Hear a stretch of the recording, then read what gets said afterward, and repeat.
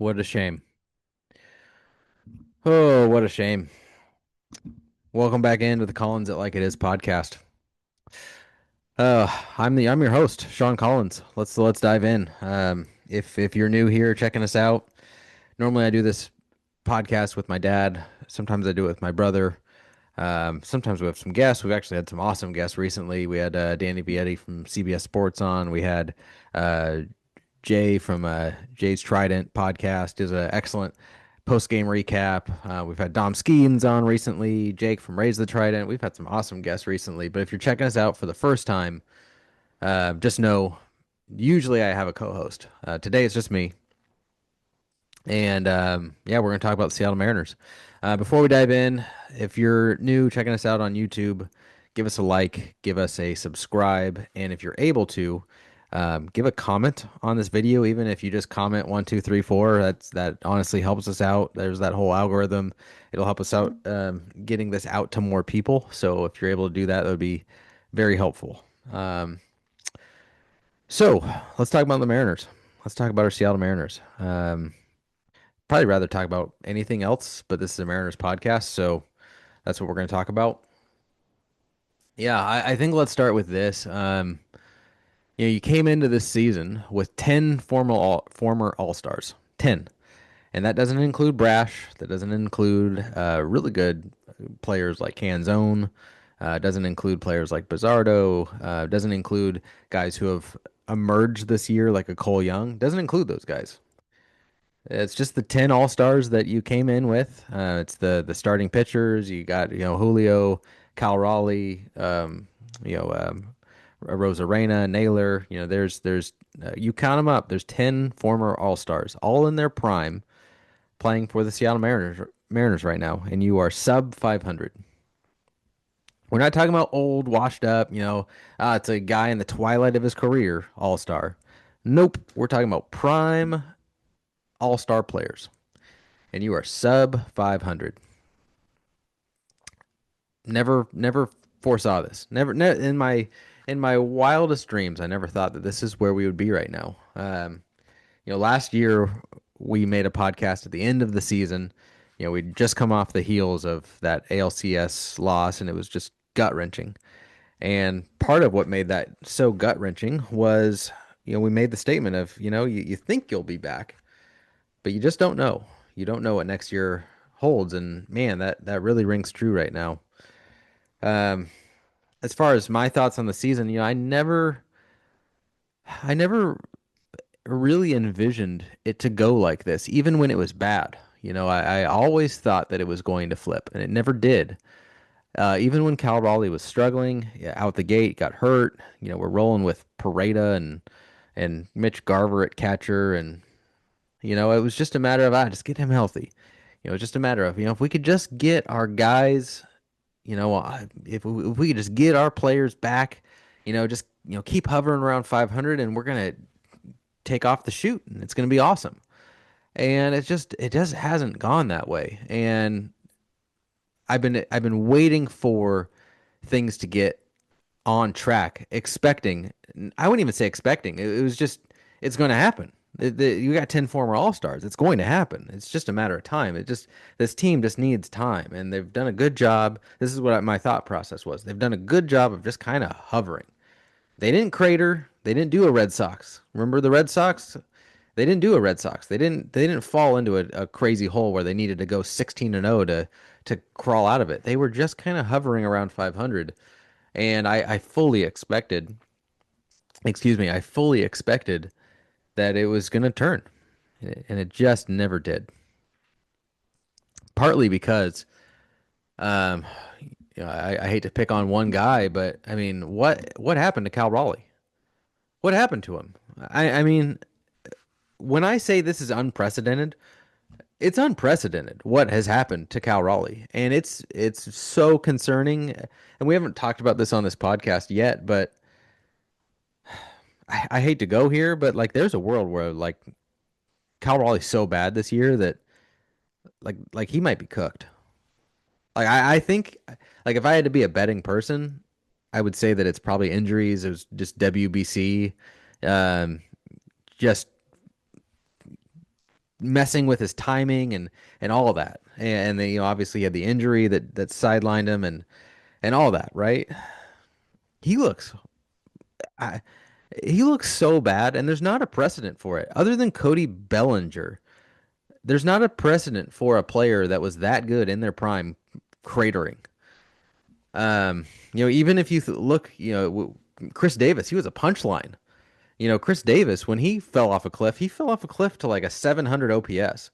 It's 130 points higher than where Cal Raleigh is. Like 700 OPS, Cal Raleigh. I mean, that would be Mickey Mantle compared to what we got right now. I mean, Cal Raleigh, was he got a 560 OPS right now? I mean, that's impossible. That's impossible. And never in my wildest dreams did I think that was in the realm of possibility. People talk about 0% outcomes for players. This is a negative 100% outcome for Cal Raleigh. I just, it's so concerning. It's so concerning for me because if you look at a player that craters like this, again, there's not really a precedent for it, but you just wonder if he can bounce back. I mean, it's just so bad. It's hard to envision it. And the league figured out how to pitch to Cal Raleigh. They figured out if you throw fastballs top rail, nice knowing you. And I don't know. I don't know. He might be cooked. I hope he's not, because Cal Raleigh is the most special player I've seen since King Griffey Jr. and at least in the Mariners uniform. So, but I'm not going to sit here and blow smoke and say, hey, it's just a lost season for Cal. He's going to be awesome next year. I don't know. I don't know, and you don't know. You just got to cross your fingers and hope. And if he's not, well, at least you didn't trade Luke Stevenson. So, yeah, I think there's just the reality of Cal Raleigh. He covered a lot of flaws with this roster last year, and obviously you had the Genos and the Nailers, and you got 100% outcome out of Naylor, and now you're getting 0% outcome out of Naylor this year. It's impossible what's happened. It's just impossible. Like, how could players be so awesome last year to being so horrific this year? It's impossible. It's just impossible. One thing that's been really frustrating for me is to read online people just saying fire Jerry Dipoto, fire him. And it's not that he's not deserving of being fired. If you're sitting here going, I think that I think you should move on from Jerry Dipoto, I hear you. I hear you, and to be honest, maybe. But like I said to start this episode, you came into the season with 10 All-Stars in their prime, and they've all sucked. Collectively, collectively they suck. We've had a couple of good players. Don't hear me say that. What I'm saying is they've collectively sucked. How could you possibly predict that? And what more could you want him to do? It's been our biggest criticism for decades, or I shouldn't say decade. It's been our criticism for a decade that Jerry Dipoto has not gotten enough. Came into seasons with Cooper Hummel. Came into seasons with Tommy LaStella and AJ Pollux and guys where you're just like, dude, what? How could this possibly work? You came into the season last year. Last year was a disaster in terms of an off season. You rolled in with a quad A cooked first baseman, and expected that to work, and you were rolling the dice on Ben Williamson at third base and expecting this to work, and you didn't do nearly enough last year. This year, pretty dang good. Pretty dang good. There's not a whole lot of complaints. Yeah, like I said, you had 10 All-Stars. You had, basically virtually an All-Star throughout the field. You had Donovan playing third base, J.P. Crawford shortstop, Cole Young. Betting on a top prospect to have a bounce back season, that's not exactly throwing a dart at a dartboard blind. That's a perfectly reasonable plan at second base. First base, Josh Naylor. Awesome. Awesome. We were talking about a 120 to 130 WRC plus, 2 to 3 WAR first baseman, perennial good player, former All-Star, and then you got Cal Raleigh at catcher. Easily, easily the best catcher in baseball coming into this season. You go out to the outfield, Randy Rosarena, Julio Rodriguez, two perennial all-stars in their prime, right field. How could you, I'm perfectly fine with a platoon of Rayleigh and Robles. Like if that's your weak link, okay, like that's fine. Like and you can pivot at the deadline if you need to. DH, Rob Refsnyder. He's been virtually Aaron Judge. I hate to be that cliche, but the numbers are the numbers. Virtually Aaron Judge versus left-handed pitching. You pair that with Dom Canzone, who was awesome last year, and that's a really solid plan at DH. And it just, I don't know what more you could realistically want from Jerry Dipoto. I don't see this as a Jerry Dipoto issue. Five, all-star caliber starting pitchers, and then you on top of that get Emerson Hancock to do his thing this year. What more could you want? Bullpen. I really like the move of going to, trading a Ford for a Ferrer to get that lefty that you were really missing. You thought you were getting that guy in Caleb Ferguson. You didn't get that last year, and you plug that hole with a really quality arm in Ferrer, and he's been awesome. You pair that with Bizardo and Brash and Munoz and Spire, and all of a sudden, like, okay, that's a solid bullpen. Like, I don't know what more you could want from your front office. Like I think the way I see it in terms of Jerry Dipoto and his responsibility and all this, there's been a lot of critique that we should have given him in the past. And he's not free from those sins because he brought in 10 All-Stars and quote unquote had a good plan coming into this season. But if we isolate this season, I don't know what more he could have done. And I'm being like for real. Like I don't know what move was out there that like, ah man, really missed the boat on that one. He was banking on doing minor tweaks to the roster at the deadline to, maybe firm up a third base, move Donovan out to the outfield. Maybe you get a little, platoon, type right-handed hitter, if Robles doesn't, pan out. Like that's what we were looking at as, the plan. Everything else was all stars. All stars are Cole Young. Like again, I don't know what more you could have wanted him to do. So it's frustrating for me to hear fans say fire that guy specifically because of how the season's gone. Now, if collectively you're looking at the last 11 years and going, dude, you've made the playoffs twice and this just isn't working, I hear you. And I think that there's not a great argument against that. But in terms of what I would do with the Jerry Dipoto, man, I don't think you do anything right now. I don't think you do anything right now. Our scouting department, our player development is so elite. At least from a asset standpoint. We are elite at developing assets. And you could be, and you probably should be looking at that and going, who freaking cares? We're not in the asset development business. We should be in the winning Major League Baseball game business. Yes, absolutely. But how do you get those quality Major League players? How did you get a Rosarena? How did you get Josh Naylor? How did you get a Luis Castillo, who was an anchor in your rotation? You traded for it. And you had to be able to, one, be willing to trade those prospects, but also be able to backfill those prospects and constantly have a top system while also giving prospects away. And Jerry Dipoto has a knack for that. And I'm not willing to just flippantly give that up because that is your currency. People bring up Robinson Cano. Oh, well, we paid Robinson Cano. Just be willing to pay players now and you're going to get them. It's not 2013 anymore. And that's not the way that baseball works. That would be the equivalent of a Rockies fan saying, well, just pay Tariq Skubal. I mean, what's the problem? Just be willing to pay him. Just pay, the top starting pitching free agent and bring him in. Well, no good starting pitcher is going to go and be willing to bet their career playing, on an 8-year contract in Colorado. It's not happening. Same thing for the Mariners. It's not 2013 anymore. Um, Contracts have ballooned, and there's just not the reality of a guy being willing to, if the money's close, no one's picking Seattle.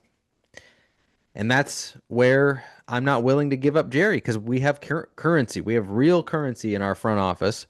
And we're able to get at least some impact. We're not able to get a guy like a Juan Soto, or pick any free, Kyle Tucker hasn't worked, but pick any free agent, Shohei Ohtani. We're not able to get those caliber of impact, but we still are able to get a guy like a Rosarena via trade.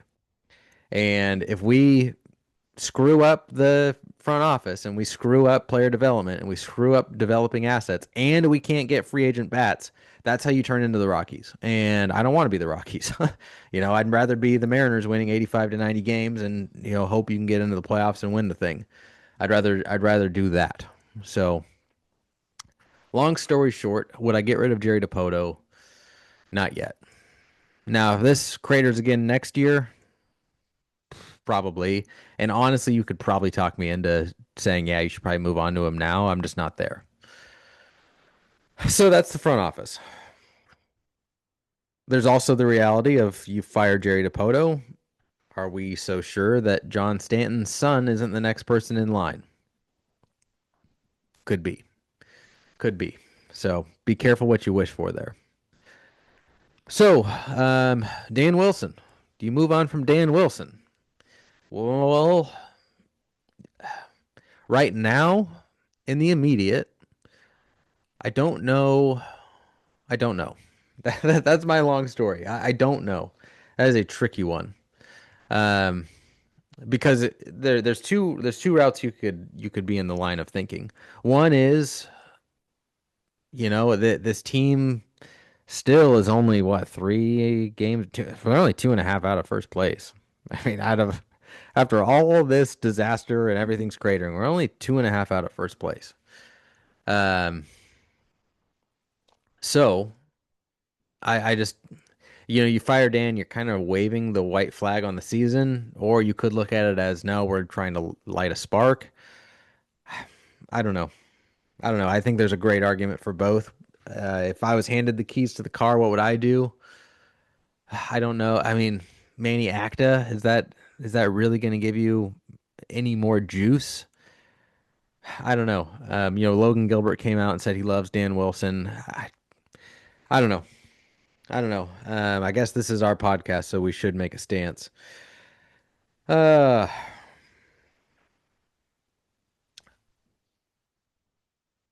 no. That's my final answer. Would I fire Dan Wilson? Not yet. Not yet. Um, I would give him until the end of the season. Not because he's earned it, not because you owe it to him. I just I just think that this team, if it gets right, I think Dan Wilson potentially could be the right guy to be the captain. But there's a great argument that this is completely unacceptable and you should fire the manager because that's what you do when you have an unacceptable team. So, um, yeah, if it was up to me right now, would I fire him? No, no, I'd probably just let it ride for the year, if I'm being honest. Just because I don't know if you know I just don't think going to Manny Acta is going to do anything, and there's nobody else. Like if you fire Dan Wilson, you're just going to Manny Acta, and I just don't see that changing anything. So yeah, I think just roll with it. We're coming into the most brutal stretch of the season.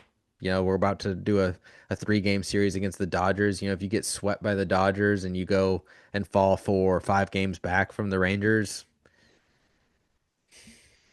again, I don't know what good it's going to do. I don't think it's going to spark the team. I don't think they're going to rally around. I don't think they're going to rally around of Dan Wilson firing. Like I just don't see that. But if you're willing to try it, I don't think it would necessarily hurt anything. Can't get worse. Take a look around. Take a look around you, Ellen. We're at the threshold of hell. I don't think the energy. I don't think the vibes could get lower. So it's not like you'd be losing much by firing Dan. You know. So yeah, you know that's kind of where my head goes with this season. A little bit scatterbrained, but yeah, it's just a tragic thing that's happened. It's just tragic. Too much talent to be sitting here, 52 and 55 looking up at the Rangers. It's just yeah, it's just unacceptable. And that's where you if that's really true, if that statement is really true, it is unacceptable, then maybe that is your answer for Dan Wilson, right? So, yeah, let's take a look at where we're going. We looked at where we were, where are we going? We got the toughest stretch in baseball coming up. Let me pull up our schedule here. Um, we got the we got the Dodgers on the road, so that's a real easy test here. We got the Dodgers on the road, then we got the Twins, then we got the Tigers, and then we got the blue, the Rays, Yankees, Astros, Brewers, Cubs, Phillies, and then you go on the road to Toronto, and then on the road to Boston. I just This team has a tendency to do incredible things this time of the year. I don't see it. I don't see it, guys. That's a brutal stretch of games. And you dug yourself into this hole. And there was a lot of fans who were aware of it too. And I'll give credit to g guys on online. I'm gonna highlight one. Give me 1 second because I gotta find his tweet. Yeah, it was Brady Farkas. All year he's been pounding the table saying, "Hey, you probably don't want to be flirting with 500 guys because August is coming and take a look at August, waving that flag." And sure enough, we're here. And we are below 500 and we need to go scorched earth. The way that this team can, we need to go scorched earth. And this schedule, I don't see it. Like I don't see it at all. So they can though. We've seen it. We've seen it. We've seen Julio. I remember that Royal series back, years ago. We've seen this team be unbeatable. So I don't know. I don't put it past him. I'm gonna still be watching, but the way I'm watching is different. Um, I'm not watching expecting it to flip. Whereas pretty much for the whole season, I had been just waiting, like, all right, well, things are gonna get on track. Things are gonna get on track. Guys are gonna get healthy. Guys are gonna get healthy. And now guys are healthy and nothing's flipped. Nothing's changed. We got no juice. Nobody's up. I'm watching this game and where's any energy? And there's just none to be found, and it's even if you go, I think anything over 500 would be a great month of August in a vacuum. It's going to be too little, too late. Even if you have a good month in August, it's going to be way too little, way too late. You basically need the Rangers to crater here, and I don't know what their schedule looks like. Let's take a look at the Rangers and see, maybe there's a way where even if you go 500, maybe you can gain ground. Let's take a look at the Rangers schedule and see if we got anything here. Give me 1 second. I know this is great content, especially for YouTube. Just sitting here watching me pull a schedule up. Excuse me. So they go on the road to the um, Tampa Bay Rays while we play the Dodgers. So that's two of the best teams in baseball there. Then they go Astros, and then they go Giants. So Cupcake and the Giants, and then they go Orioles, Angels, A's, Nationals, Angels, White Sox, Brewers. I mean, that's not exactly murderer's row there. I mean, a couple of tough series. You finish up with the Brewers. You got um, that's about it. Yeah, that's unfortunate. So yeah, I would be expecting the Rangers to continue to distance themselves from us, unfortunately. And September's a nice, easy schedule for us. If we look into that, we've got the A's, we've got the Rangers. If you're within a few games of them there, mid-September you play the Rangers again. Then you got the A's, Angels, Rockies, Astros, Angels. So September lightens up a little bit.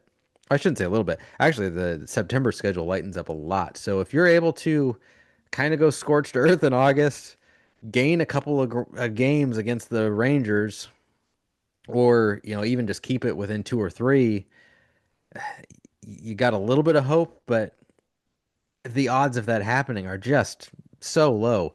The odds are much higher that the Rangers distance themselves. So yeah, that's kind of where we're at vibes wise. Not great, not great. So yeah, let's end with this. Trade deadline. What am I expecting? Whether or not they get swept by the Dodgers and get swept by the Twins doesn't really impact what I think that they want to do. Whether or not they'll be able to do it, I don't know, but I think they want to trade impact for impact.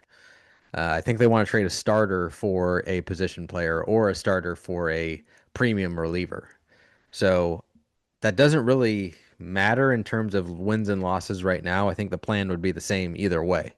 So if you're sitting there, on pins and needles, hey, win some games. That way we can be buyers at the deadline. I just don't see that as being the big factor. I think we're going to trade major league pieces for major league pieces. I'm not expecting a Felton and Celestin to get traded. I'm not expecting Montez to get traded. I'm not expecting, uh, you know, any of those starters, Sloan, Anderson, you know, to get traded. I'm not expecting a big blockbuster, Juan Soto type deal to save the season. I'm not even anticipating a Naylor or a Suarez type deal, where we trade kind of mid, top 30 prospects. I'm not even expecting that. Um, I'm expecting major league for major league. So we'll see if that happens. Uh, we're gonna get out of here. Tough series against the Dodgers. Don't get swept. You know, if the Rangers get swept, maybe you could salvage a game and get a game back. But yeah, that series here against the Rangers, that was a gut punch. Um, in my book, you got swept. I know we went 1-3 against the Rangers, but when you lose a four-game series, you lose three of the four games, to me, that's just as bad as a sweep. You didn't get mopped, but it's just as bad as your traditional sweep. So, yeah, you got a big mountain to climb. I wouldn't even call it a hill. You got a mountain to climb now, and you dug yourself into a huge hole. And are the Mariners going to be able to climb out? I'll be watching. Am I hopeful? No, but I'll be watching, and this team can do it.